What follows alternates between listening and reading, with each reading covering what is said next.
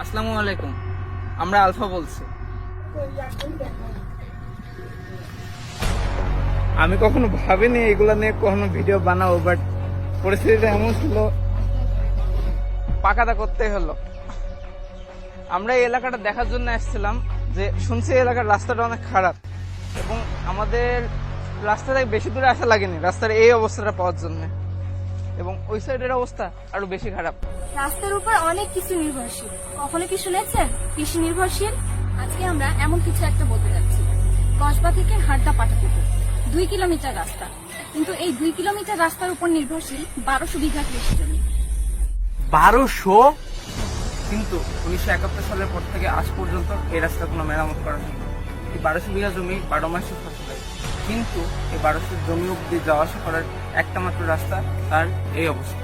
এবং এই রাস্তা দিয়ে ফসল আনা নেওয়া করা হয় এইভাবে।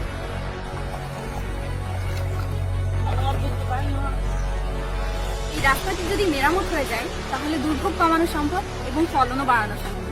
এই বিষয় নিয়ে আমরা কথা বলেছি গাংনী উপজেলা চেয়ারম্যানের সাথে এবং স্থানীয় এমপির সাথে। কিন্তু তার আগে এলাকাবাসীদের কিছু কথা শুনে আসি। এই যে মাঠে যে আবাদ বনে, এটা তো আমাদের কঠিন সমস্যা হয়, এটা আসা খুবই কষ্ট হয়। এ যাবৎকাল পর্যন্ত মনে করেন যে রাস্তাটা তার আজ হয়নি, এই রাস্তাটা হয়েছে হলো 71-এর আগে এই মাটি কাটা হয়েছে, তাছাড়া এই যাবৎকাল পর্যন্ত আর কাটিনি। পুরো রাস্তার অবস্থা এতটা খারাপ? হ্যাঁ, এই একই অবস্থা খারাপ, মানে এর থেকে বরং ওই দিকে বেশি হবে তো কম হবে না। এইখানে ধরেন 2000 হলো 1200 বিঘি হলো খেড়ের মাঠ, 800 আর 1200 বিঘি খেড়ের মাঠ। এই রাস্তা দিয়ে ধরেন আসা যাওয়া হয়। আর 2000-এর উপরে আছে এই রাস্তার আবাদ। বিঘা জমিতে কিছু না হলে 20 মণ ধান হয়, তাহলে 2000 বিঘিতে কত ধান এই নিয়ান থেকে কত ক্ষেত মাঠে থেকে এই কষ্ট করি আমাদের ওই বর্ষি বাড়ি ঘুরি বাড়াদি ঘুরি নিয়ে আসতে হয়। সবসময় ফসল হয়, এখানে ধরেন বিভিন্ন রকমের ফসল তৈরি হয়। এখান থেকে এক ফসল নেই যে এখন ধরেন ধান লাগাই নিয়েছে, এখন ধরেন কিছু না হলেও 500-700 বিঘি ধান হবে। এই যে পাট আছে, তারপর সবজি আবাদ তো আমাদের মাঠে হতে পারে না, শুধু আবাদ নিয়ে না গাইবাদের জন্য। এই যে এখন এই আবাদ হবে, এখন এই আবাদের ভিতর দিতে আর কেউ চাই দেবে না, দেবে? এই আবাদ ভেঙে ধরেন তাও চাই চাই, তাছাড়া আমাদের গতি নেই। এই হইল পরিস্থিতি আমাদের। চেয়ারম্যানের ভাষ্য মতে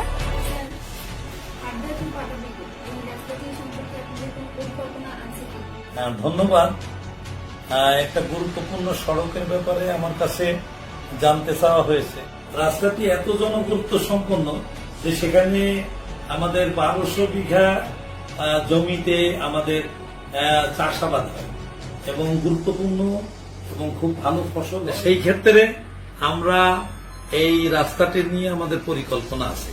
আমাদের উপজেলায় প্রত্যেকটা আন্তঃ ইউনিয়ন সড়কগুলি আমাদের সংস্কার হয়েছে এবং সম্পূর্ণ মেন্টেরিয়ালস সুসম্পন্ন হয়েছে, এবং আমাদের ওয়ার্ড টু ওয়ার্ড রাস্তাগুলিও কিন্তু আমাদের চলমান আছে।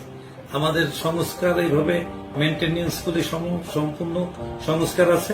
এই রাস্তাটি আমাদের যে স্বাধীনতা উত্তর এত গুরুত্বপূর্ণ, কিন্তু বিগত দিনে যারা জনপ্রতিনিধি ছিলেন তারা কখনো এই রাস্তাটি মেরামতের বা প্রকল্প হিসাবে নেওয়ার প্রয়োজনীয়তা বোধ করেননি।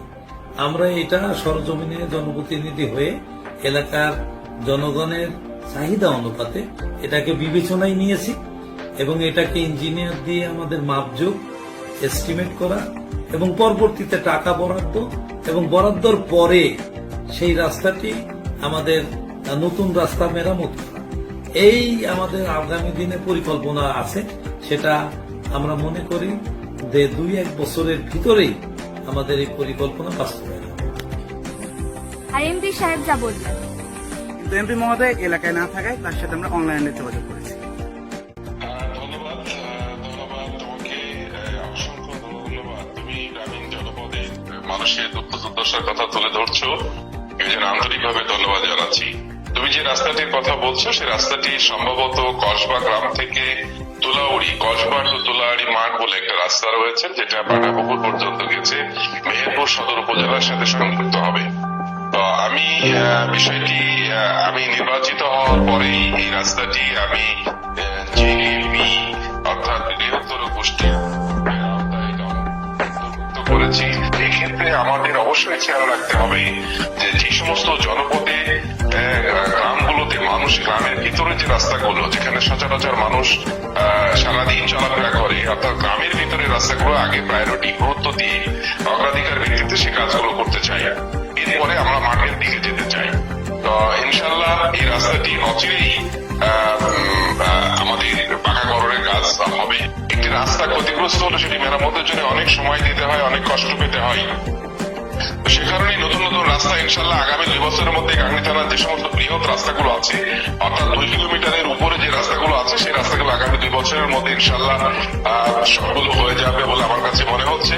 তবে করোনা পরিস্থিতির কারণে অর্থনৈতিক মন্দা সারা বিশ্বে দেখা দিচ্ছে, সেটি আমাদের বাংলাদেশেও তার বাইরে নয়। এই বৈশ্বিক পরিস্থিতির কারণে হয়তো বা কিছুটা ক্ষতিগ্রস্ত হতেও পারি আমরা সমগ্র বাংলাদেশ, সেক্ষেত্রে অন্যান্য বিষয়। তবে আমি যে টার্গেট নিয়ে এগোচ্ছি তাতে আগামী 2 বছরের মধ্যে গাংনী উপজেলার সমস্ত রাস্তায় পাকাকরণের আওতায় আসবে, একমাত্র ফিডার রোডগুলো ছাড়া, পাড়া মহল্লা রাস্তা ছাড়া 2 কিলোমিটারের সমস্ত রাস্তায় কিন্তু আগামী 2 বছরের মধ্যে শেষ হবে ইনশাল্লাহ। ধন্যবাদ আঙ্কেল।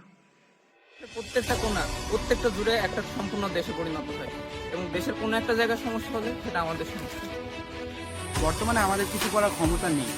আমাদের যেটুকু ক্ষমতা সেটুকু হলো আপনাদের সামনে বিষয়টা তুলে ধরা, এবং আমরা তুলে ধরার চেষ্টা করেছি আমাদের সাধ্যমতো যতটুকু পারি। আজকের মতো এই পর্যন্তই।